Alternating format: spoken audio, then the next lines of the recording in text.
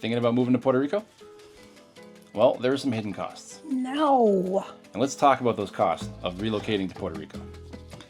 Fine. Let's go. Yeah. Welcome back, everyone. As you know, we're planning our big move to Puerto Rico. First, we're going to get our house built and constructed. Oh, wait, first we have to hire a contractor. Yes. That would be really helpful. But as we've been discovering, it's going to cost a lot of money to move to Puerto Rico.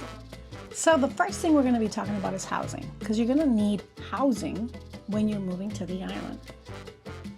Jerry and I are from the New England area, and our housing costs between $1,600 to $3,800 for a one-bedroom apartment. I'm here to tell you that in Puerto Rico, the numbers are going to be lower, but they can also creep up that high.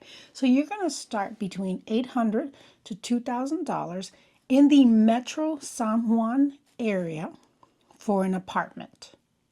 Now, if you go out into the country, those numbers could be half of that. Well, in Puerto Rico, typically apartments or condos will come with an HOA fee.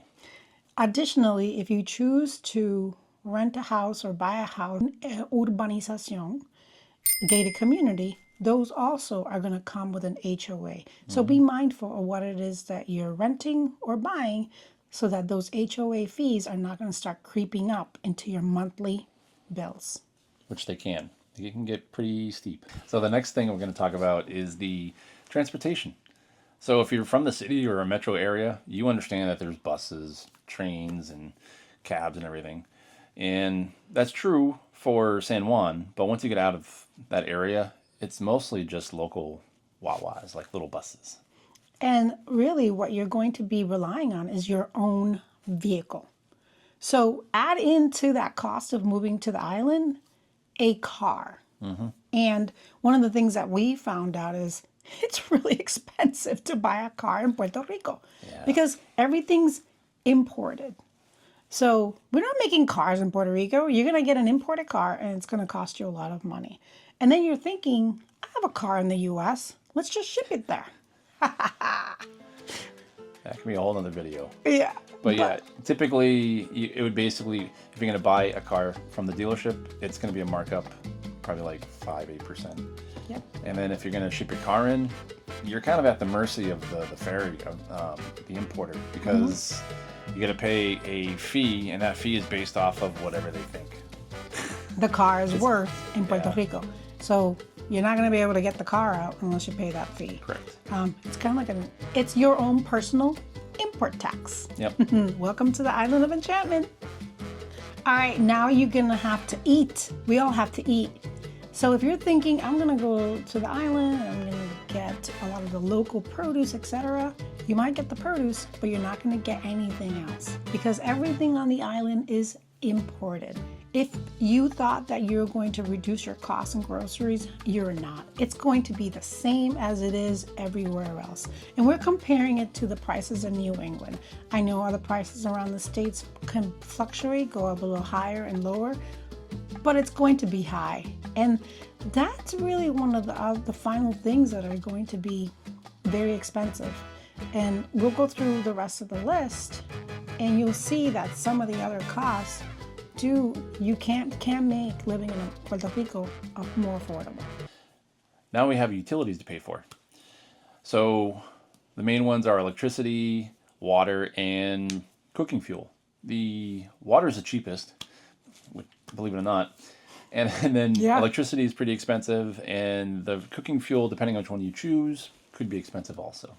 And let's not forget about your internet and then your cell phone. So we're giving you your 5 basic ones. Internet is going to be very cost effective compared to anywhere in the United States. And your cell phone is also going to be very cost effective. So I'm holding steady that some of these are going to be more cost effective than in the US, with the exception of course, the electricity. Now you can mitigate some of those costs by getting solar power or by getting wind power and storing that energy within the batteries when it's ready to be used. It's important that wherever you are in the island, you do get a generator. And that's going to be your personal choice as to you choose to use a gas or a diesel one, but you will need some type of a backup system. So moving your stuff, we already talked about what could happen if you move your car. What about the rest of your belongings in your house? You really got to think about it, because if you bring items down there that are wood based or metal, the wood's going to rot and the termites might take it and use it for yum yum. And then the metal, if it's not conditioned, it's just going to rust. So you really got to think about it, because we can bring aluminum down, but otherwise, just basically sell it, use that money to purchase new stuff down on the island. Yes, I completely agree with that. A lot of the things that you use in the United States, they're not going to be conducive to living on the island where so much humidity exists all the time.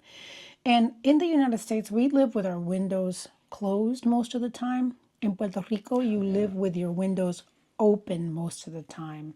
And it doesn't matter where you are on the island, the salt gets into everything. So if you're not ready to live with that salt, with the corrosion And the humidity. yeah, then your items probably might not make it. So do the yard sales now, or give them a new home back in the United States. That's one of the steps you got to do to basically downsize anyways. Absolutely. Right? The final cost that you need to consider is your plane ticket and temporary lodging while you really start to set up your house. And these things are not going to be done the day that you land there.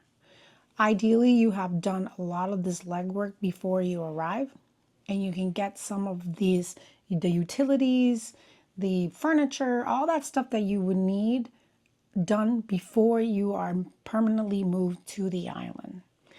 And I say this with the fact that everything on the island is on island time. So if you come there on a Tuesday and you expect your internet to be on a Wednesday, it's just not going to happen. You can look at my last video on the water meter. I literally took a nap in the waiting area. Yeah, we'll put the video up here somewhere, talking about the water, just getting the water turned on. Really be mindful of how long things are going to take. And I think the final tip is going to be... Oh, patience. Oh my God. Or learn Spanish. Learn Spanish. So patience and learning Spanish go hand in hand before you come to set up a house in Puerto Rico. We hope the video was helpful to you, and we wish you so much luck in moving to Puerto Rico. It is a beautiful island. And as always, happy savings. Thinking about more in the lawn? About moving to Puerto Rico? Well, unfortunately, there are some hidden costs. No. Let's break down those hidden costs of relocating. And I already forgot what I said. So let's break down those hidden costs.